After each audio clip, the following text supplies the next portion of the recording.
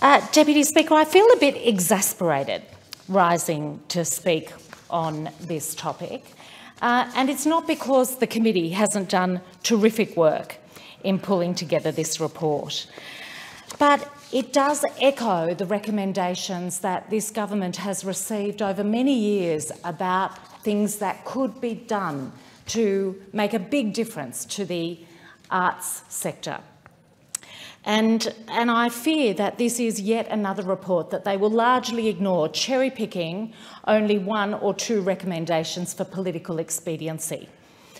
Now, I say this as a past member of this committee, and I see many parallels in this report and the one that we wrote from our 2017 inquiry into the sustainability of the film and television sector, and then the 2018 inquiry into the music industry. Now, it is well known that I am a very mediocre violinist, married to a former musician with an actor daughter and a musician son, so I am very heavily invested in the arts sector personally, as is my community. The hills and plains of the Blue Mountains and Hawkesbury are alive with the sound of music and dance. Filmmakers, writers, performers, painters, sculptors, creators of all types, plus the people who make the final product a reality.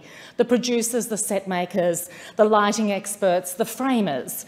The whole ecosystem that gets a creative idea out of someone's head and inspires and moves somebody else. And every dad who drops his son or daughter to ballet, every child who says, "Mum, come and see me on the stage," and she goes, every family who listens to saxophone practice, who reads Possum Magic to their grandchild, who watches Bluey, who goes to the Hawkesbury Flood Relief concert or a gig in Katoomba, or who tosses a coin into the busker in Springwood or at the Richmond Good Food Market, and or puts an Australian painting on their wall. Well, every one of those people is doing a terrific thing. You're doing it for yourselves, but you're also supporting the arts. Now, this report outlines a number of recommendations, and I'm going to touch on a few of them. One of them is, of course, that we would like to see the name arts in the department's name.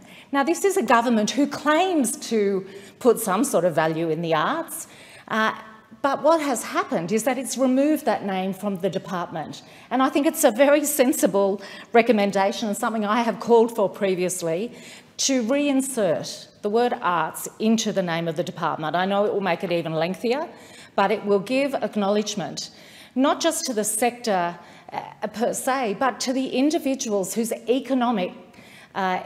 whose work contributes to the local economy. It is an economic contributor. It isn't a drain on our society. They actually generate income that flows through economies, whether it's at a national level or in the Blue Mountains and Hawkesbury at a local level. So I absolutely would support that recommendation. I think what's also parallels with the inquiries I've done and the reports that the committee I was part of wrote is the need for greater emphasis of music in schools. And again, I have a personal connection. My mum was a high school music teacher. My son is the musician's son is about to start studying teaching. Not that I think my mother would want him to inflict upon himself music teaching in high school, something she says is one of the hardest things you can do. However, those music teachers have inspired my son to want to go back and be part of the education system where we should be seeing more music. Music isn't just something that makes you feel good, although, hey, that is pretty important. But we know it is also great from a brain development perspective. The research on it shows enormous benefits to health and well-being as well as development. So seeing a greater emphasis of music in schools, as recommended in this report, is very welcome. There's also a recommendation that we mirror the program we have to encourage kids to be high achievers in sports and to make it possible for their families to fund those things. And that's the Local Sporting Champions program, which I know all of us would value very highly. I know it has certainly seen many of my amazing athletes and equestrians and rollerbladers go and achieve terrific things. Well, as this committee report recommends, it would be fantastic to see something that parallels that for our creative kids, the kids for whom perhaps dancing on a stage is going to be a greater sense of achievement than running a marathon. So I also really encourage the government to take up that initiative. I welcome the focus on Indigenous culture and art. We have one of the oldest cultures, well, the oldest culture, living culture in the world, and the more we can do to really showcase the incredible depth of that work, the better. I also want to turn to some of the really practical things like additional funding to digitise and preserve the National Archives. These are incredibly important things. You know, to preserve what we have a National Gallery where buckets have to go out to catch the drips from the rain when it rains because the roof has leaks. Now, our institutions deserve to be funded so that they don't have to rely on buckets to capture rainwater. There's also a recommendation that we get our kids to read more Australian, a minimum threshold of Australian books as they go through school. Well, what a great idea. When I was young, it wasn't always easy to find great Australian books, but in the 60s, we relied on lots of overseas things. But fortunately, the work that was done through the 70s, 60s, 70s, into the 80s, and then with Paul Keating's real revolution to how we do the arts, our kids have access to so many more Australian born and bred novels. Deputy Speaker, there's a couple of other issues I really would like to touch on, and one of those is to do with streaming.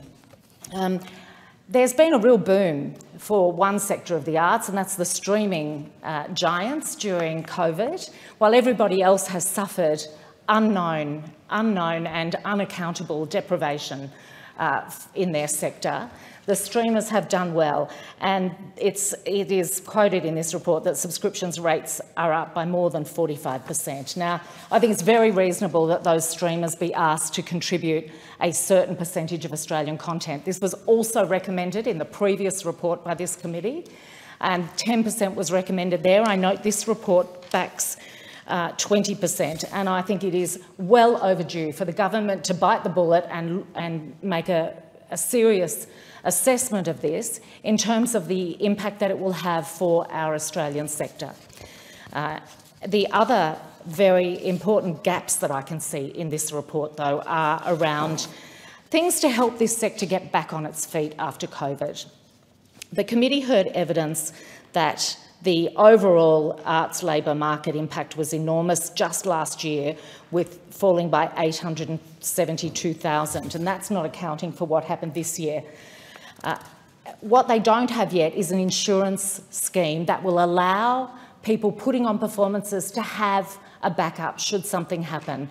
We hope we're through the worst, but there is no accounting for what can come going forward.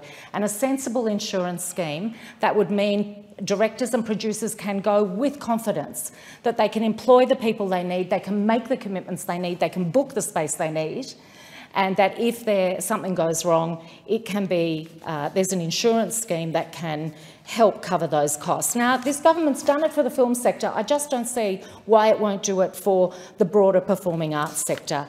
And of course, no discussion about the arts is complete without a reminder that we need to see proper funding for the ABC, which is one of the core Australian institutions that really helps Australian culture flourish.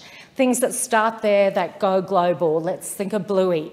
There is not a program on the ABC that doesn't have some value to Australian culture, and that's what we should be continuing to allow them to do. And I would extend that to SBS as well. The final thing I'd like to say, Deputy Speaker, is that the gaming sector does need to be given much more credence by this government than it has been. There's been nearly 9 years actually, of just wasted time in supporting a gaming sector. We are beaten by Finland and a whole lot of other countries, Canada, who have grasped this. It's a key part of the film and television ecosystem to be supporting gaming, and I'd really urge the government to stop sitting on its laurels, to stop thinking that she'll be right, because it'll only be right if you act or if Labor gets into government. Hear, hear.